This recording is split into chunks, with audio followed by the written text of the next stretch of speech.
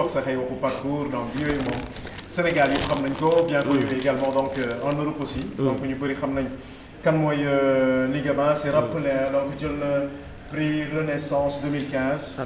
africaine Renaissance africaine donc moom moo ko jël pour cette année 2015. ci parcours bi. donc li nga xam ne ni tey ni nga suñu ko doon wax donc en résumé. commencé na yàgg na lool. jaar un peu par-ci par-là. production yi donc discographie. lan ak lan moo fi jot a génn loo xam ne ni peut-être gars yi jot nañ ci. très rapidement donc 2 albums premier album bi mi ngi génn 2007. du doon Brainwash lavage de cerveau. donc moo ci doon abordé yenn thèmes yi à l'époque muy wax affaire immigration à l'époque Sarkozy tout ça. Après je suis passé à une autre étape c'est-à-dire que man chaque fois su may def album damay suivre benn ligne directrice benn processus bu may topp après ma dem ci révélation moom la ñu defoon avec morceaux yi nga gisoon noonu ay ñoom àdduna les chaînes des miens bon wax ci boobu moom c'était plus axé sur l'histoire africaine parce que boo xoolee à un moment donné histoire bi ça a été un peu traficoté par ces gens-là. Et donc ba ma passé ci côté histoire bi léegi maa ngi dugg nag ci ce qu'on appelle le panafricanisme des racines. Voilà donc gën a commencé wax ci vraiment problème yi am Afrique. sur le côté géopolitique. wax ci problème mu Mali problème mu Centrafrique Nigéria tout ce qui se passe au niveau ak terrorisme bi am ci dëkk. ok pour préciser donc fële waxoon nga ci loo xam ne ni donc c'est un passé. c'est un passé. léegi maa ngi le présent. tout à fait moo tax mooy la sànq damay suivre benn processus donc parce que pour mën a décrypter le présent ce qui se passe actuellement dans ce monde là il faut nga xam passé bi sur le passé de l'Afrique jéem ko décrypter léegi nag boo ko tegee après quand tu vas voir yenn problème yi am suñu sous-développement problème mu retard problème mu dictature problème mu impérialisme ak yu mel noonu donc là ci laa dugg nag ci 3e album bi di waaj a génn di des nag bëritul xam naa fii ak bëgguma wax nag parce que parfois maa ngi ko doon prévoir depuis mois d'avril mais à chaque fois il y a des choses yoo xamante ni ñooy tegaloo de ce fait que retard bi muy accumulé mais là moom ñu ngi ci fin bi ñu ngi ci fin bi ok depuis quelques années aussi gën nañ seetlu donc loo xam ne nii ci Ligamas ces textes sont engagés donc ay textes yoo xam ne nii franchement soo ko dégloo dañ koy mujj sax naan est-ce que saa waay du révolutionnaire. Ah si bon on peut dire parfois xam nga rek interprétation yi moom. parce que ci mbind mi moom à chaque fois. day métti loolu moom dafa bëri. day métti de dafa bëri donc ci say mbind. donc muy ci rap bi muy nga def ko reggae noonu ak forme bu mu munti doon. mais ci mbind mi donc ci lyrics yi à chaque fois da ngay sentir ne kii daal je sais pas mun nañ ko classer révolutionnaire sinon lan lañ ko mën a classer. Bon c'est quelqu'un qui veut on dira man je me considère comme quelqu'un de digne. Ok. Quelqu'un de digne qui réclame la dignité africaine. Bon après nag si on dit que je suis révolutionnaire par rapport à quelqu'un boo xam ne dafa digne bon je dis j'accepte que je suis révolutionnaire. yow daal da ngay jëlaat dans le sens ma ne da nga bëgg a jëlaat daal li nga xam ne ni moom mooy yow quoi. mooy man et puis jëlaat loo xamante ni ñi ñoo ko moom. ok moom suñu bopp xam ñu ñooy kan. parce que boo demee ba xam yaay kan ci ngay mën a projeter vers le futur. Voilà parce que ce qu'on appelle affirmation de soi dafa am importance ci nit c'est-à-dire que ñun actuellement en Afrique mënuguñu développer tant que xamuñu suñu bopp. mi ngi mel ni tronc d'arbre boo ko jëlee soo daggee tuuti racines yi ci kanam est-ce que tronc bi dina téyeeti. non day jékki-jékki sax. benn mur. benn mur am na ay points. boo xam ne foo ko bënnee mur bi day affaiblir. te soxlawul ngay def effort pour daaneel ko. tu vois donc ñun loolu mooy suñu problème. on a des points en Afrique des points yoo xamante ni dafa nekk ci suñu continent yoo xam ne points yooyu la ñuy affaiblir. donc ci album bi di ñëw yooyu lay traité quoi. ok sujet yooyu lay traité. moom mooy tax mooy waral également unité africaine bi di tardé moo tax du mën a nekk wala sax day compliqué. tout à fait voilà xalaat mais du mën a nekk parce que point yooyu mais nasaraan yi bàyyiwuñu ba tey. c'est fait exprès c'est fait exprès donc malheureusement. mais comme li nga wax noonu ñàkk gëm suñu bopp mooy ñu waral ñu jël gaal gi. mooy waral ñu ni dañuy dem foofu wala ñu dee. donc je pense que ni tout à fait vraiment c'est regrettable. waaw pour les Africains yi nga xam ne am nañu xel. am nañu kattan. am nañu soleil am nañu taw am nañu lépp on a tout. macha allah ressources yi on a tout. waaw pour ne pas citer je pense que ni bon il est temps. Afrique yeewu il faut ñu gësam ñu yeewu. parce que parce que dañuy nelaw ba tey. mais malheureusement aussi on a nos dirigeants yoo xam ni ils jouent le jeu. ah oui mais ñoom ils sont complices de cet empire là. parce que ñoom ñoo leen di fal aussi tamit. il faut le dire. fu la yëf di jógee donc mais xam naa ne yooyu yëpp incha allah album bi su génnee. moom gars yi nañ ko xaar peut-être mën nañu leen may xanaa nag ndigamaas gars yi mën nañu la may fekk 2 mois rek. mais yow dafa mel da ngay gis fekk 2 mois rek man Sénégal saa yi ma ñëwee damay wax benn affaire rek mais gars yi dañu may jëli quoi. comprendre ma loolu. fekk 2 mois rek gars yi dañu war a mën a jot ci loolu. avant décembre bi daal avant décembre daal en tout cas. voilà si voilà 6 décembre bi. bu soobee yàlla bu soobee yàlla. d'ici la fin de l'année vous aurez donc ce troisième opus bi nga xam ne ni ndigamaas dana ko génne pour jagleel ko. Le monde entier parce que on est Sénégal tout simplement. Donc dana génn en Europe lay njëkk a génn. en Europe en ak France Afrique et ak Afrique. oui ok c'est bon xam naa dinañ ci ñëwaat même pour une de ces vidéos dinañ ci ñëw ci kanam mais le temps ñuy wax ak Kora mën nañu préparer la vidéo de Fatou Safiedine ak Jo Mbaye tout juste après suñu waxtaanee Kora ñu mën leen ko balancer. Ce sera donc affaire boo xam ne ni présenté ko donc parce que My Love. et genre benn c'est que sénégalais xaaral bu mu ñëw parce que yéen ni ngeen di defee seen i cover am na ñoo xam ne dañuy def ay cover yu nice yoo xam ne nii dañuy nekkaat ci kii bi mais bu sénégalais day ñëw déformer affaire yi non ni ñuy defaree cover c'est extraordinaire mais xaaral bu ñëw non mais am na ñu mën am na ñu mën si am na quelques nga xaaral ba après di nga comprendre non parce que ñun nag dañoo bari ay clés sénégalais mel ñun dañoo bari ay clés sénégalais yi waaw seen yee bari kele yee bari. bàyyi ma wax wéy rek bàyyi ma wax wéy après suñu génne coulisse moo wax le contraire. donc Kora Faye bi nga xam ne ni donc. enfant du Nil c'est un extrait ci album yi passé. oui enfant du Nil c'est-à-dire que c'est un single qui est apparu après deuxième album. mais ce qui est intéressant c'est que dafay bokk ci troisième album bi donc c'est à mi-chemin entre. troisième album bi ak deuxième album bi. donc dafa am benn partie ci morceau bi buy expliquer un peu l'histoire ancienne boobu dama yegg ba ci ay Égypte pharaonique tout ça. et en même temps de l'autre partie soo defee morceau bi boo ko dégloo bu baax di nga comprendre maa ngi wax problème mu unité africaine. fan la war a jaar ci ay processus tout ça. maa ngi koy wax ci enfant du Nil. allez xam naa suñu ko mën a pare donc enfant du Nil. La vidéo, vous avez l'habitude de regarder ces vidéos, surtout donc ci Walf TV. Ça, vraiment, je vous en remercie beaucoup parce qu'on me le dit très souvent. Et puis vraiment, c'est une fierté quoi. man maa ngi ñëw sax di wër vidéo yi ñu ne ma non boobu dañ koy teg souvent. dañ koy teg souvent ñu profité nag di ko jox nag ñi nga xam ñu ngi seetaan actuellement Pod Dej Weekend. et face à DJ Jules et ses invités seetaan ngeen léegi vidéo Fatou Safiedine et My Love comme ni ko waxee rek dañuy seeti nag Nigmas moom tamit mi ngi ñëw léegi. mais après tout de suite si la vidéo est prête ñu dem c'est Enfant du Nil.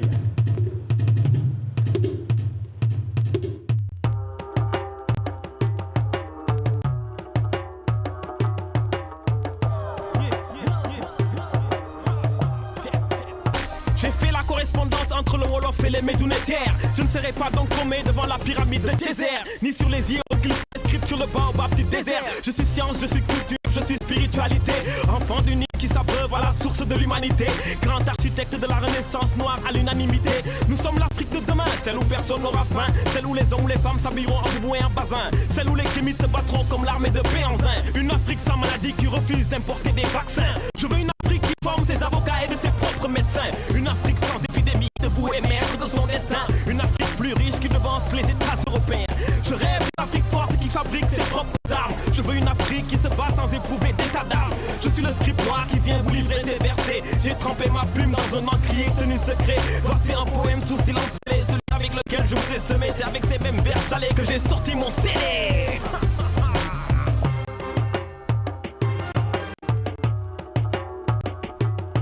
Je suis Sundiata, je suis Sankara et je vaux 1000 carats. Ces paroles ne sortiront pas de la bouche d'Alassane Ouattara. Je suis art, je suis pyramide et je suis architecte. Je suis multilingue, orateur aux multiples dialectes. Le caméléon criminel qui apparaît avec ses facettes. Je suis philosophe, science, médecine et biochimie. Et c'est par la momie que va sortir la magie de l'alchimie. Je suis l'homonyme authentique du mot arabe alchimia. Dites-leur que nous savions déjà à propos de la Kaaba. Je suis de Nubie, je suis de Soudan et je suis de Méroé. J'ai visité le mont Ararat qui abrite l'arche de Noé. Je suis Ashanti, je suis d'Éthiopie et je suis de Luxor. Ne soyez pas type, venez découvrir mes multiples trésors. Je ne vous ai pas encore raconté l'histoire des Chemjoubor. Par mes nubules femmes, Kémit, j'ai assuré la pérennité. Par mes déesses, j'ai fait de la femme reine de l'humanité. Les carrés de mes pyramides ont donné la cote à Pythagore, le fils illégitime qui a usurpé la clé de la règle d'or. Ils ont falsifié, lui ont attribué une légende à tort. Je viendrai vous déverser les récits de son ultime sort. Le médecine coulait dans mes veines avant que je forme Hippocrate. Les Égyptiens avaient déjà cogité avant l'arrivée de Socrate. De ma source Thalès s'abreuva jusqu'à en avoir la pommade. Ils vous diront aujourd'hui que c'est eux qui ont inventé la pommade. Hérodote et Volney le savent car ils ont fait la croisade. Ils ont falsifié mon histoire, usurpé ma civilisation. Ils ont volé mon patrimoine jusqu'au mur des lamentations. Ils ont détourné nos anciens cultes en rituels sataniques. Le 666, l'une des mystérieux symboles maçonniques. Le faucon vénéré dans les institutions de la République. Avec comme devise l'œil d'Horus, doctrine des Illuminati. Ils ont falsifié la Bible en infiltrant l'église catholique. Ils ont saboté mon identité en esclave puis en colonisé. Le civilisateur de l'humanité, je suis devenu paria de l'humanité. Je déracinerai les baobabs pour replanter ces vertèbres fanées. C'est avec ces mêmes bois d'ébène que la harpe est constituée. Entendez la résonance du khalam et les cordes que j'ai sculptées. J'ai beaucoup travaillé car c'est une recommandation de l'islam. Les Africains savaient ce qui était permis et ce qui était haram. Devant le Créateur, l'union des nôtres est une cause halal. Pour ça, je me saignerai pour déverser l'encre de mon kalam. Je vais continuer à prêcher car nous sommes la clé de l'ouverture. Stopper le terrorisme avec l'islam comme coussin et couverture. Dissoudre la négrophobie à l'image de Toussaint l'ouverture. Toussaint l'ouverture. Yeah, yeah. Revelation. Yo, yo, revelation.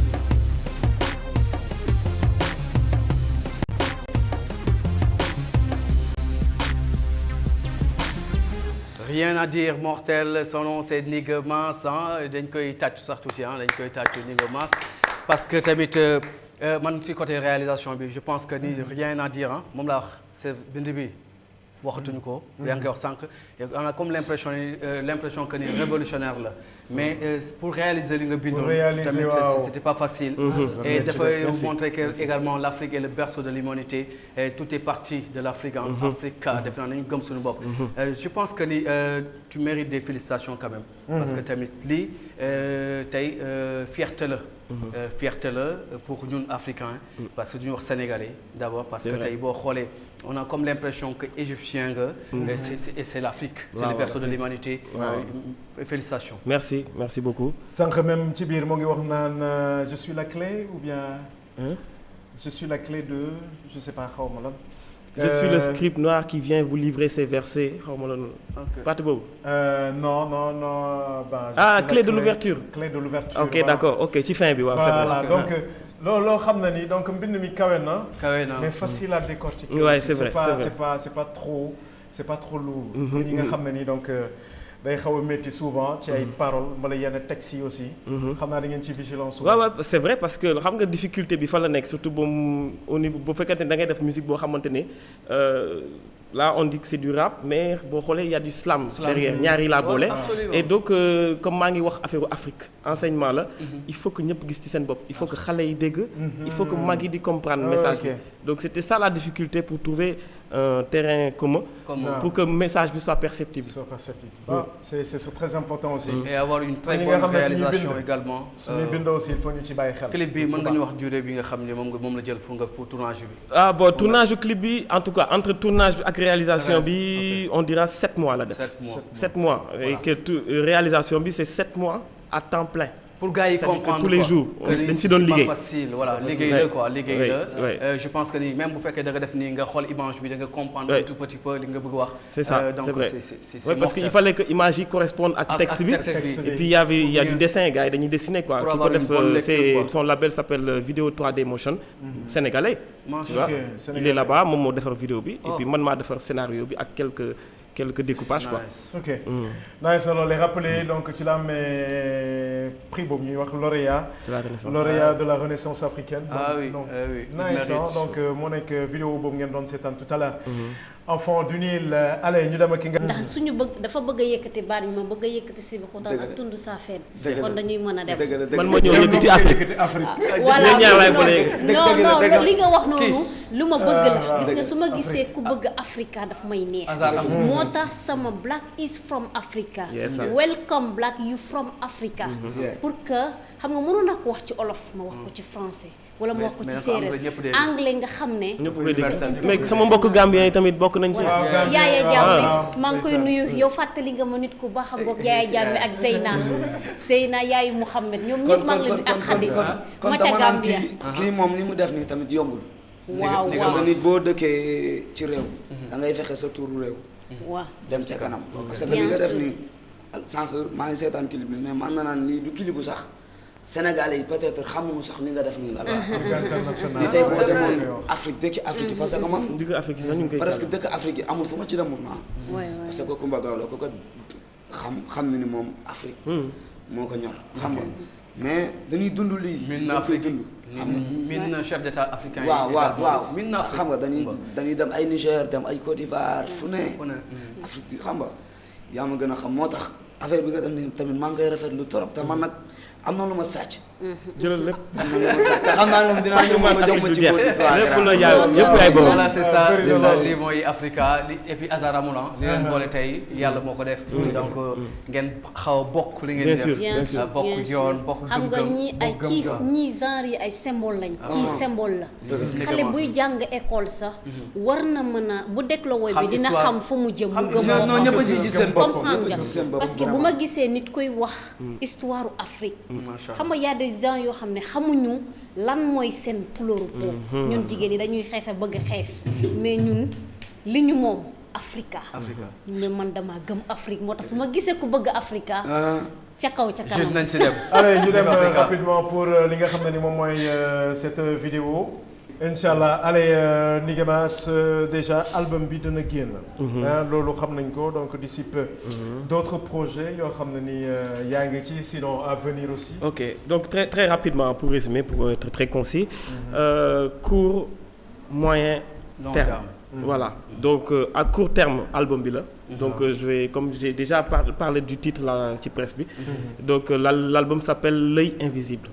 On aura l'occasion d'en parler parce que ça parle de beaucoup de choses et voilà dina génn comme ni nga ko waxee sànq d'ici peut-être 2-3 mois voilà décembre daal xaar leen ko waaw bu soobee yàlla et puis kii pour les projets à moyen terme maa ngi ci benn projet bu intéressant boo xamante ni ça va parler d'un festival panafricain boo xam ni dama koy def chaque année que ce soit en Europe wala mu nekk Sénégal wala mu nekk Mali wala mu nekk Burkina et là j'y travaille ça fait 1 an maa ngi suñu benn équipe bu nekk foofu ak benn agence de production boo xam ne ñi ñoo ko monté bu tudd Kinias production benn agence bu tudd Kinias et donc ñoom ñoo may jàppale et puis il y a beaucoup de réseaux panafricains yi nekk foofu yoo xam ñoo xam ne ñoom ñoo ma désigné lauréat de la Renaissance il y a beaucoup de réseaux qui me soutiennent donc on va essayer de consolider toute cette force là pour permettre ñu mën a def dara pour culture africaine voilà mun nañu monter fii benn festival boo xam ni percussion kese lay doon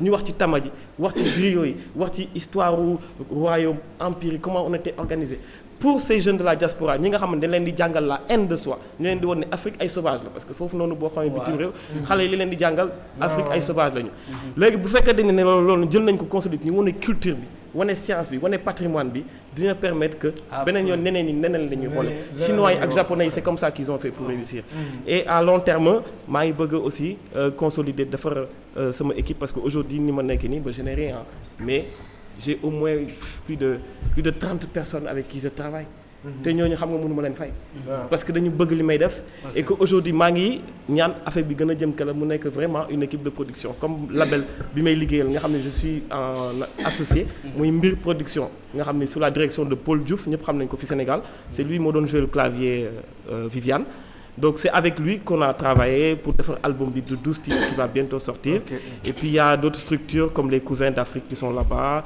j'ai un représentant maa ngi koy nuyu il s'appelle Omar Ba sama couturier il s'appelle Sadio Bi mooy defar yi saa yi may concert moo may defal benn yooyu ñëw rek ne ma booy xoolal pour ce concert lan ngay wax Lat Dior Ndatte Yàlla wala kan Thomas Sankara moo ko ne Ndatte Yàlla mu ne ma ñëwal Albouri mu génneel ma xam nga loolu kooku mënoo ko fay. voilà c'est ça voilà. donc maa ngi koy remercier et puis di ko ñaanal tamit moom liggéey sénégalais la. liggéey bu muy def mu gën a jëm kanam. amiin et puis Sénégal jëm kanam. amiin voilà amiin rapidement également ak Cora Faye. Cora Faye xanaa neex. waaw man moom xanaa neex gi waaw. mais xanaa neex gi nag bëggoon naa see ñamal gars yi tuuti de. waaw ñëwoon kebatu ko on va voir. non parce que dama joxoon Sidi affaire pour ma kii ci tuuti rek. waaw gars yi kii dañ ko laal waaw balaa ñoo jeex waaw léegi de déjà projet yi. waaw album bi moo ngi ci yoon à peu près kañ lañ ko mën a xaar. album moom à peu près dama bëgg a def sama anniversaire ba pare. anniversaire bi. waaw mooy jiitu donc loolu mois de décembre la incha allah. mais actuellement maa ngi ciy liggéey ku ci mel ni Lay Diagne. Lay Diagne. chef d'orchestre Koumba Gawlo. xam nga moom maa ngi ciy liggéey ak moom studio am laay defee affaire yi. xam nga ànd seeg sama mag magee Seck. xam nga moom mi nga xam ne tamit nag musique bi tamit nag su ma si soree. ba ma ci amee fit moom la. magay ñu koy nuyu le grand. ab iñaan tamit du gërëm. xam nga maa ngi ci kawam parce que sama gars yi prévoir nañ loo xam ne nii ku ci mel ni waa Zac Mbao ay ñoom Pape Sakho Iliman gaa yoo xam ne ni ñoom dañoo jug pour jàppale ma xam nga pour def fere album bi pour def lépp xam nga. ak sama turandoo comme ni ma ko waxee woon sànq rek. tout à l'heure ok. may profité nag di wax que ni waa Bargny Géej sonn nañ trop parce que foofu boo xoolee nawet bi bu ñëwee dañuy am problème xam nga te ñun artistes tamit ñun ñooy dem ci télé yi. te ñu ñoo fa dëkk. ñu ñoo man di wax tamit nag léeg-léeg tamit li nga xam ne tamit ñu ngi koy gis. man boo xoolee sama maam sama yaay kër gi mu juddoo. tey boo fa demoon tey doo fa fekk dara. géej gi nangu na ko. géej gi nangu na lépp. te loolu tamit ala affaire yoo xam ne tamit dafay baax tamit bu ñu invité.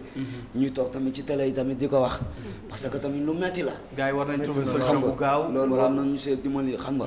parce que ñun Bargny lan am rawatina Bargny Géej. xam nga waaw may gërëm tamit waa Tëngéej. di nga gërëm après. gërëm xam naa ne après parce que déjà mais xanaa neex bi moom foog ma may la ko de. non dinaa ko dugal. waaw foog nga dugalal ma ko nag ma pele ba ko fii direct. d'accord inchallah loolu dara allez merci amis téléspectateurs je laisse la place à Thioro.